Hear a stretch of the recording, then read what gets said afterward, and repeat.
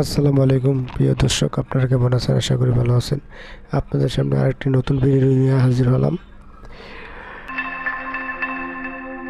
মধ্যপ্রাচ্যে মার্কিন তাবেদার দেশগুলোতে একের পর এক হামলায় কাঁপিয়ে দিচ্ছে ইরান। ইসরায়েল তো আছেই, এর তালিকায় আছে সৌদি আরব, কাতার, কুয়েত, আরব আমিরাত, বাহরাইন। কিন্তু রহস্য তৈরি হয়েছে অন্য জায়গায়। ইরানের মিসাইলের হাত থেকে একমাত্র ইসরায়েলকে রক্ষা করতেই যেন সর্বশক্তি নিয়োজিত করছে আমেরিকা। আরব আমিরাত, সৌদি আরব, কাতার, কুয়েতের মতো দেশগুলোতে নির্বিচারে পড়ছে ড্রোন এবং মিসাইল, কিন্তু সেখানে নেই ইসরায়েলের মতো কার্যকরী মিসাইল প্রতিরক্ষা ব্যবস্থা। শাহেদ 136-এর মতো স্বল্পগতির ড্রোন প্রায় বিনা বাধায় দুবাই, বাহরাইনে তাণ্ডব চালাচ্ছে। এরই মধ্যে প্রশ্ন উঠেছে, উপরে উপরে স্বার্থের জন্য বন্ধুত্ব দেখালেও আসলে মুসলিম এসব দেশকে নিয়ে খেলছে আমেরিকা। প্রতিশোধের জন্য মরিয়া ইরানের সামনে ঢাল হিসেবে দাঁড় করিয়ে দেওয়া হয়েছে সৌদি, কাতার, আমিরাতকে।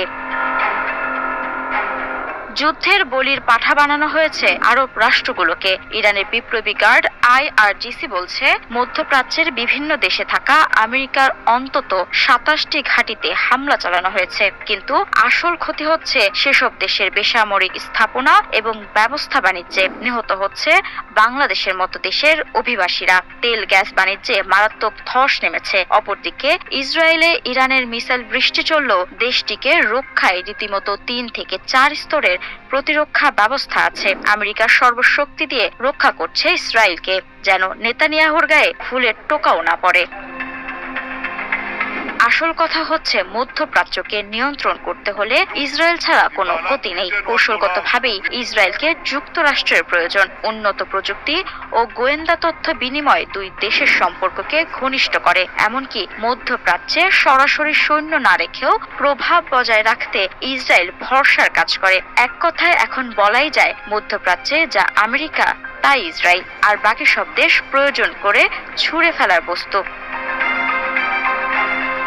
যুক্তরাষ্ট্র ও ইসরায়েলের সম্পর্ককে বিশ্বের অন্যতম ব্যয়বহুল কূটনৈতিক সম্পর্কও বলা যায়। যুক্তরাষ্ট্রে প্রভাব সৃষ্টির জন্য ইসরায়েল যেমন প্রচুর অর্থ ব্যয় করে, তেমনি যুক্তরাষ্ট্রও তাদের বড় অঙ্কের আর্থিক সহায়তা দিয়ে থাকে। তবে এরপরও দুই দেশের মধ্যে একটি গুরুত্বপূর্ণ বাণিজ্যিক সম্পর্ক রয়েছে, যেখান থেকে লাভবান হচ্ছে যুক্তরাষ্ট্র। ইসরায়েলে IT থেকে শুরু করে জ্বালানি, ঔষধ, খাবার, প্রতিরক্ষা এবং সেবা রপ্তানি করে থাকে যুক্তরাষ্ট্র। যুক্তরাষ্ট্রের জন্য ইসরায়েল বেশ গুরুত্বপূর্ণ একটি বাজার।